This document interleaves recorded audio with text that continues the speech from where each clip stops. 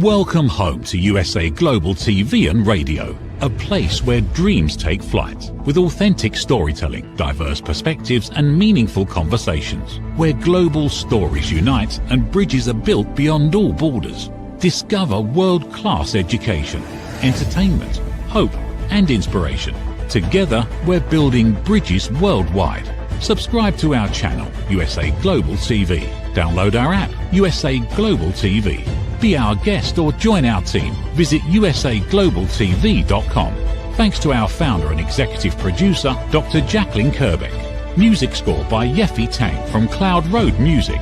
Voiceover artist Mike Porter. Creative direction by Paul Garcia. USA Global TV and Radio, your home for global connection. All rights reserved. This video and its contents are the exclusive property of USA Global TV and Radio. Unauthorized use, duplication or redistribution in any form is strictly prohibited.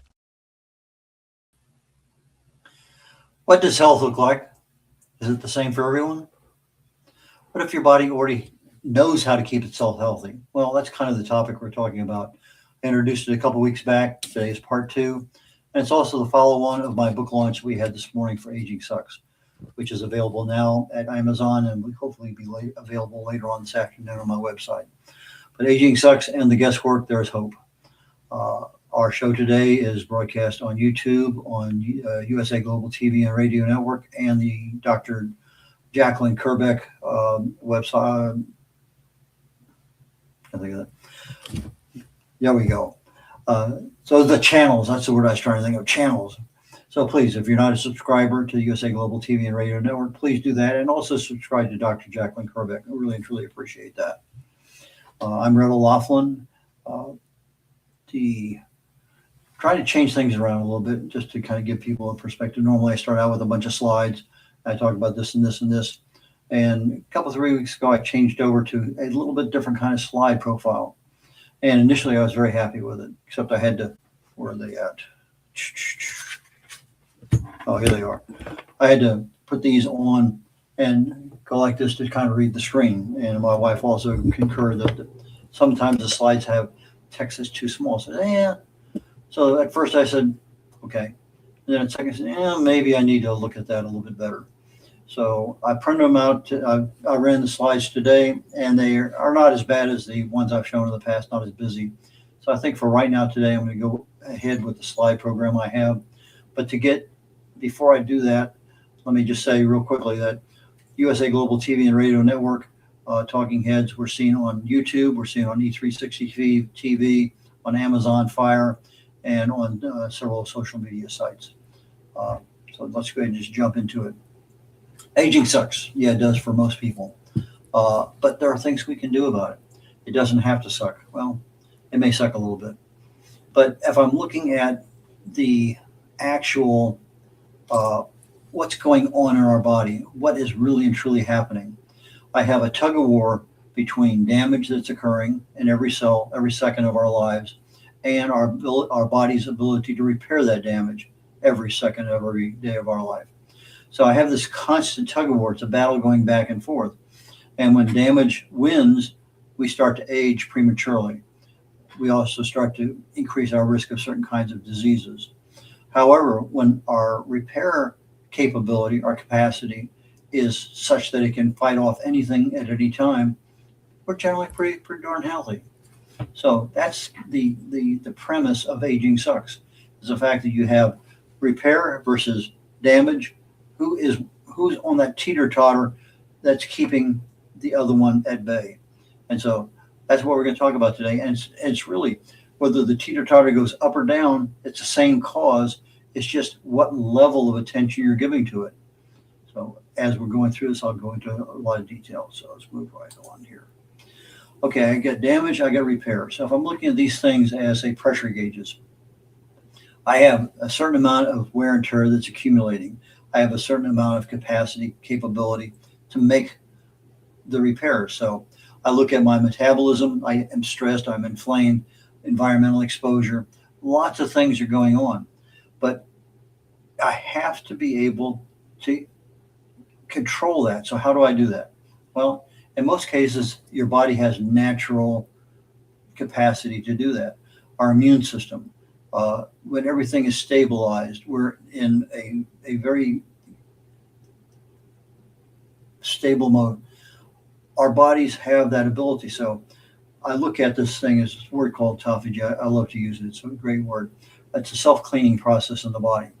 So if you activate autophagy by exercise, by diet, by fasting, the body will actually go to every cell and clean out the damage that's accumulated. It's not damage, it's debris, it's trash, it's garbage.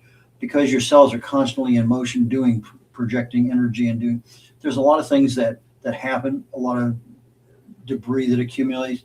There's a lot of things that wear out that need recycling. So your body during autophagy will actually go to every single cell, clean it out, get rid of all the debris, repair the stuff that needs to be repaired, and your cell has a new lease on life.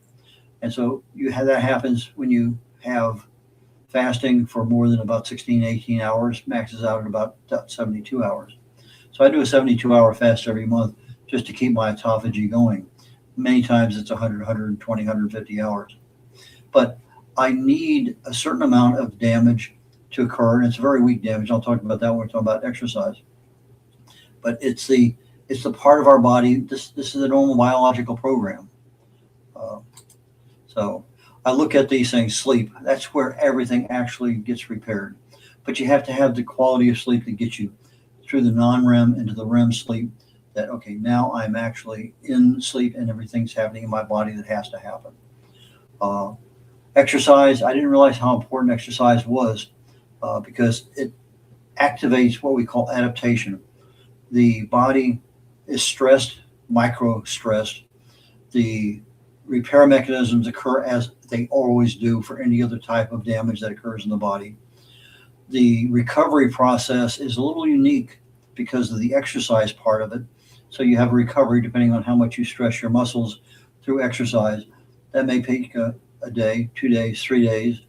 And then you have what's called an adaptation, which actually makes your body stronger. So you go to the gym, you work out, a month later, oh, I can lift 20 pounds more than I could a month ago. Or you're out running, I can run a minute faster than I did a month ago. So exercise is a controlled physiological stress that actually makes you stronger. Nutrition can feed damage or it can feed repair. If you're feeding the right kinds of minerals, I told this story, I'll tell it real quickly. My wife had breast cancer, and the fix that I put in for her was a thing called the Wall's Protocol. It has essentially the end result is your body gets about 31, 32 different nutrients it needs on an everyday basis. For months, she was going through chemo, and so we put her on this this protocol, and all of a sudden she was getting all these nutrients the body needed every single day. Well, the one thing I could not address during her chemo was fatigue. She was taking 2-3 2-hour naps a day. It didn't matter. Wasn't eating. So we put her on this, boom. 48 hours, she's, I wire again. Okay, she's going back up to church to volunteer. We're doing things that she hadn't done for months. We're getting ready to go into radiation therapy. The radiologist said, it'll probably get worse. Her fatigue didn't. We left the last day of radiation. I picked her up at noontime, and we left and went to Jacksonville, Florida, about almost 1,000 miles. I rented a U-Haul, bring back my parents' estate stuff that I wanted. She drove by herself 500 miles each day, 48 hours after her last radiation treatment. Nutrition is super critical, but you got to get the right ones. You can't eat a bunch of garbage all the time and expect to have a very healthy body. Stress can overload you. It can do a lot of different things, but stress is one of those ones we have to manage. And then the environment that we're in. Our environment can turn on or off our genes, and that becomes a major problem if you're trying to maintain some level of health. So if I look at the sleep, I start to go to sleep. My cortisol, my stress hormone, naturally drops. But if you're really having a problem going to sleep and that same thought occurs to you, you had an argument with somebody, you have a deadline coming up, some kinds of stress are very good, some kinds of stress aren't so good. So cortisol levels fall down a little bit, we get into that deep non-REM sleep, that's when the repair actually starts to happen. Human growth hormone is released. Our immune system starts to be rebuilt. Any tissues in our bodies that need attention, that deep non-REM sleep is when all of that repair starts to occur. And then I get into REM. This is when the other aspects that need to happen. I have a lot of thoughts in my brain. They get organized and filed properly. I get processed. Lots of things happen. So I get in this stage 1, 2, 3. So I go into deep REM, non-REM, deep REM, and I go back and forth. So those are things that are happening that whether we want them to or not, they're going to happen. So if we can facilitate ourselves getting into a quality sleep, in other words, if we transition, we have a good night's sleep, we wake up, we feel refreshed, we go on. And there's a lot of hygiene issues that we could talk about. But for right now, just say we need to really concentrate on that. One of the things that happens in your brain when you go to sleep, we have what they call beta amyloid proteins and tau proteins. These are two, what most people consider to be the two primary causes of Alzheimer's. So I get these sticky accumulations of beta amyloid plaque or these tau proteins, and that's just a normal process of our body being our body. And so at night, I go to sleep, and I have a deep REM sleep. All of a sudden now, the brain cells actually kind of expand about 60%. And just like in our body, we have a lymphatic system. You get a bruise, and 4, 5, 6 days later, the bruise is gone. What's your lymphatic system taking those dead blood cells away? Well, in our brain, we have a glymphatic system. And so at night when you're asleep, the brain cells kind of separate a little bit, the tissues separate, and the body's natural glymphatic system will actually drain the cellular debris, the beta amyloid plaque, the tau proteins. Those things get drained from the brain. But if you're not getting good deep sleep, now you're not allowing your brain to shrink a little bit, and we end up with a lot of problems. So it's a major issue with regard to I need to sleep for a lot of reasons. Well, the body repairs itself. The brain also cleanses itself during that time. Just like autophagy, it's a kind of like a brain level autophagy. Okay, exercise. I go out, I work out, lift weights, run, whatever it may happen to be. But I do it 20 minutes. It could be just, let's say, a walk. It doesn't matter. I need some level of exercise. If it's a walk, it's fresh air, it's sunshine, you're outside, it's de-stressing. But if I'm, let's say, a light jog, or I'm lifting just 3-pound weights just to kind of tone things, I end up having micro tears in my muscles. This is what they call an acute stress, acute inflammation. It's very low level, and our bodies interpret it as such. It's not the same stress I'm getting when I'm having an argument with my wife or my boss or a neighbor across this whatever. I'm having internal molecular stress that my body repairs. Because it's microfractures to tissues in my body, I need a recovery period, generally 24, 48, 72 hours. Everything happens. My immunity is built back up. The cells are cleaned out, just like in the brain. The debris is gone. Now my body adapts. And adaptation, when you're talking about biology, is a growth factor. So muscles get bigger. I can go farther running. I'm stronger than I was before I started all this. So exercise also increases the amount of mitochondria you have in your cell. So let's say a cell has 100 mitochondria. It has a lot more than that. I exercise, a month later, I may have 200 mitochondria. That provides our energy to our body. So the energy that we're putting into exercise is actually doubled up in a sense, because now our bodies are capable of making more energy. And that's pretty important, because that is what every part of your body lives on, is that ability to provide the energy to make things happen, whether you're breathing, your pulse, the digestion, everything that's happening, kidneys working, your pancreas cranking out the things, all that requires energy. And you have a certain what's required. The minute, the time that your body doesn't supply that, now you're starting into that kind of a downward spiral that can become a problem. So, okay, famous normal Gaussian normal curve. From a quality perspective, you have 1 and 2 standard deviations, all that kind of stuff from a statistical world. But there is a lot of truth to the fact that if I'm living in my normal standard deviation, this they call it here dose of stress. I call it Goldilocks zone, because hormesis is a process by which our body stabilizes. We take these small stresses, accumulate them, fix them, repair, boom, boom, boom. So as I get into this optimal stress area, my mitochondria are functioning well, my immune system's doing well, my body's resilience, its recovery and adaptation is going well.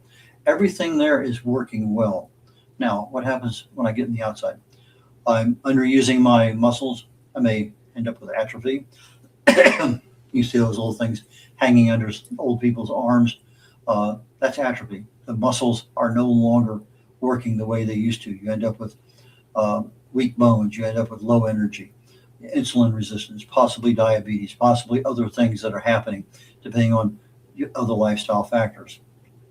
If I over exercise, I'm in the gym and I'm there 5 hours and I walk home and I'm exhausted. I can barely walk.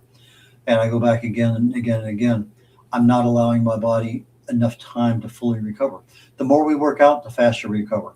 But I end up with persistent soreness, burnout. I can't get my routines down. Chronic inflammation just really increases. And when chronic inflammation increases, it affects other things going on in our body. So I have inflammation, low chronic cellular inflammation by free radical damage. If that's not controlled and maintained, it becomes a little bit more chronic, a little higher level, turn the flame up on the stove. Now I'm starting to see mutation, DNA, other things happening. But that higher level of inflammation causes our mitochondria to be less productive. And so when we start destabilizing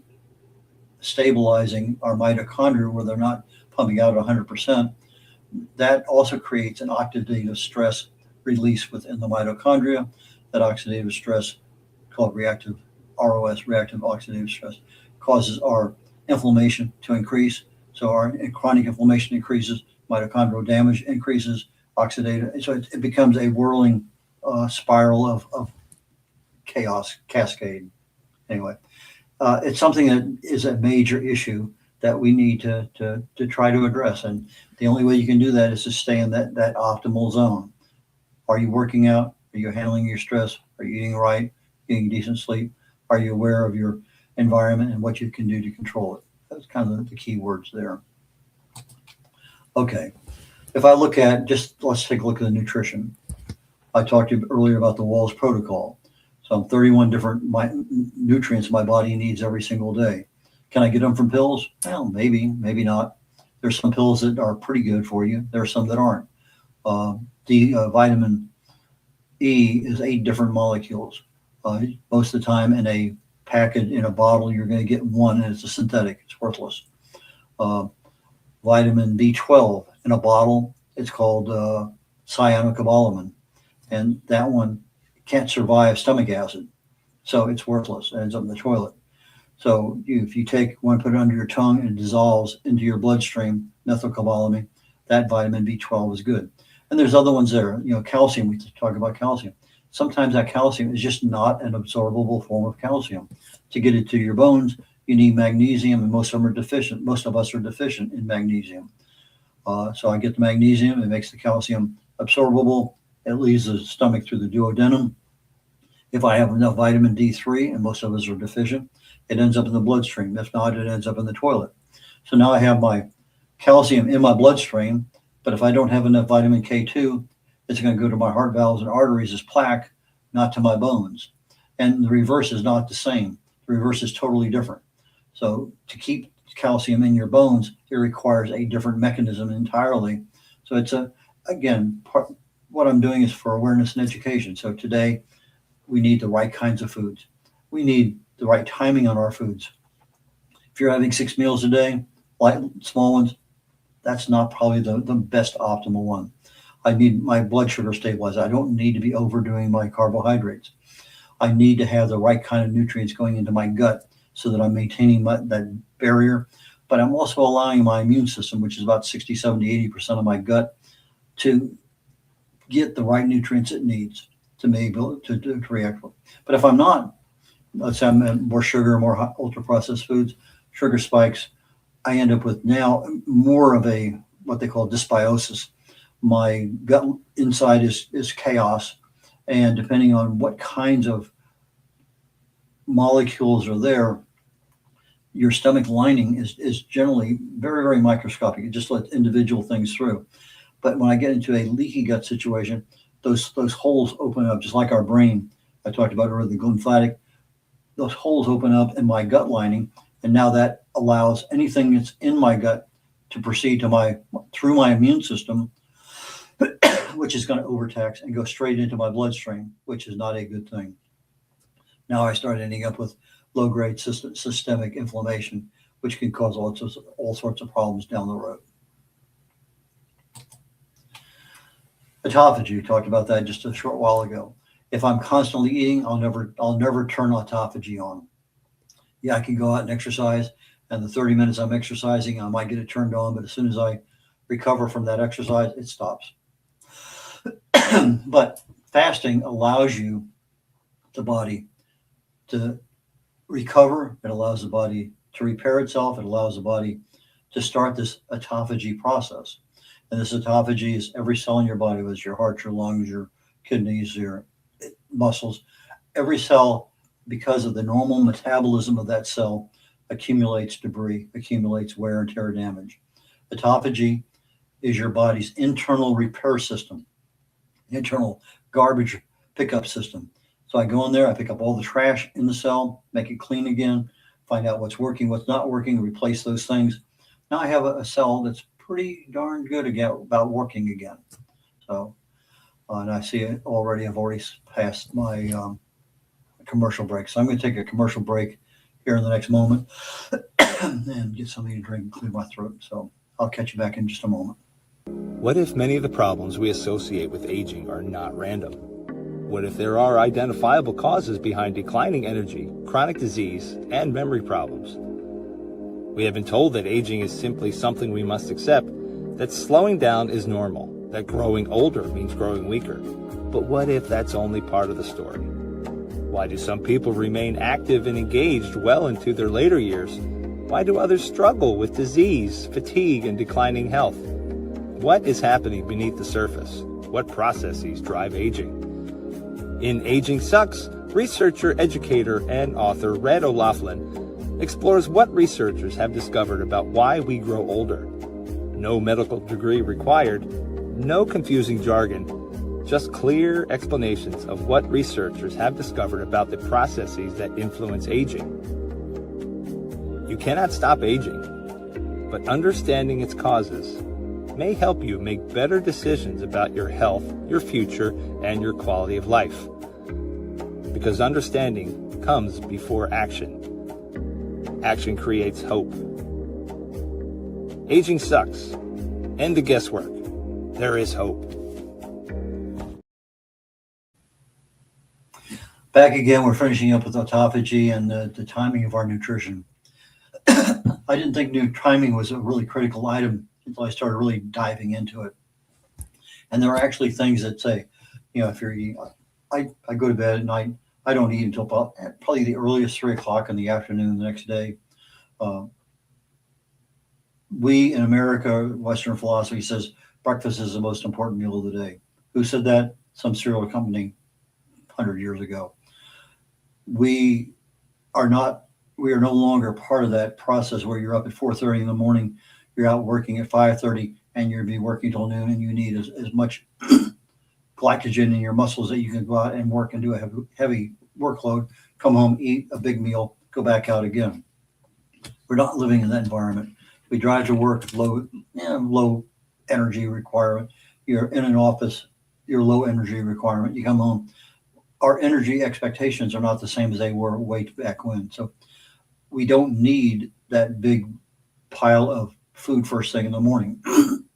However, if I pile it on with a snack 3 hours later, and I have a big lunch, I have another snack in the afternoon, I come home, I have a big dinner, and I have a snack or dessert before, that's way, way, way too much food, too short a period of time over the day. So the timing is also a super critical issue.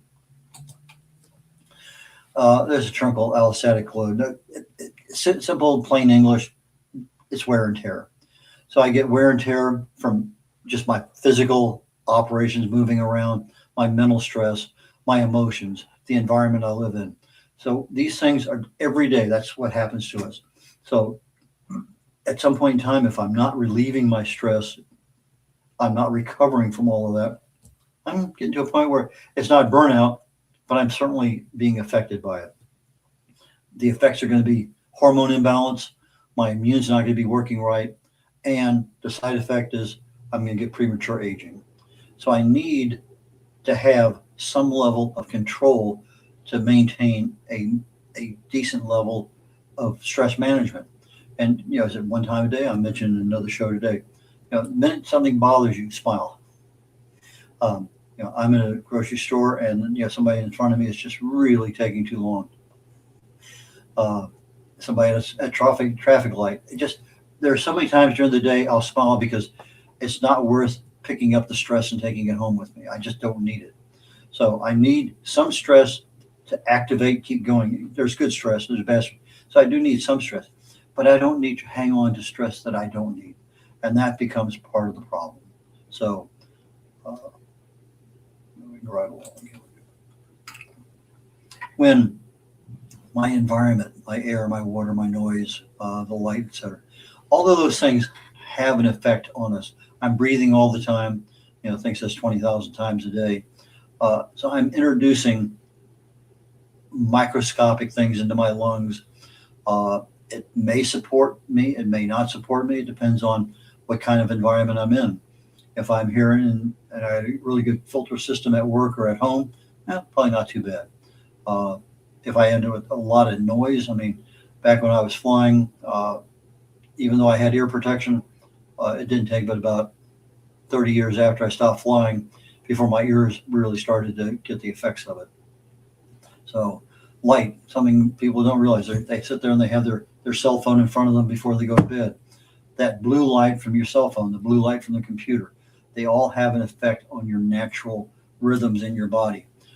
They suppress certain things. But I think probably the biggest thing that I want to say about the epigenetic part of it, you have genes that turn on and off. Well, epigenetics is the lifestyle choices, your diet, your exercise, your stress, etc. So your genes can be turning on or off because of the environment you're living in and the lifestyle choices you take. So if you're making a choice to do something, extra exercise or whatever, get quality sleep, stress management, those are all epigenetic things. So it'll turn on a gene or turn off a gene, but it won't alter your DNA. Sometimes in our aging, the damage that occurs actually damages the DNA and the coding behind that DNA. And if the DNA can repair itself adequately, boom, I'm back to normal. But when we're talking about this kind of turning on and off genes, it's like a light switch. It doesn't alter the DNA, but it's still a factor. You have things going on that shouldn't be going on, or you have things that should be going on that aren't. And so that's a big deal. So the environment, microplastics, something I learned about a while back. I went out and found some research. Okay, I got a couple filters I use at home to filter out microplastics in my water. So everything I use for cooking, for drinking, literally everything that goes on water-wise, I have a filter that filters out microplastics. Is it a big deal? No, jury's still out to some degree, but I think it's going to become a big deal as you start accumulating a decade after decade after decade. Okay, mismatch. We talk about lifespan and our health. If we're maintaining a good level of health over our years, you're going to be that green line at the top of the graph there. So back it says our ancestral biology. We had physical labor we had to do, natural light. a scarcity. Sometimes we ate, sometimes we didn't. Sometimes we had to run faster to get away from whatever was happening. We had a lot of exposure to things that today we take extra time to cleanse our hands with this antiseptic, this and whatever. Today, our routines are not the same as they were 1,000 years ago. More artificial. A lot of things that are really in our modern life are affecting our lifespan. So our chronological age, we look older than we are, and we just can't do things we used to do. So there's a gap that happens, and we start probably in reality somewhere around 35, 40, 45, maybe 50, depending on your individual level of fitness. I can't do what I used to do, or I get burned out faster, or I don't have the same energy, brain fog. And so you have this, what we call an adaptation gap between what you really have as your health span versus what you could have if everything was optimized to a degree. And obviously that top line could be anywhere in that area that we're looking at. So I have, I could be 100 years old and be able to function extremely well, or I could be 100 years old and people are pushing me around in a wheelchair, or I never make it to 100 years of age. So there's a lot of things that our modern society gives us what we call a mismatch. It's an environmental disassociation of sorts that, okay, as a kid and with my kids, everybody's outside playing, mud puddles, this, that, and whatever. We got dirty, we did it, but nowadays we don't let kids go out and play.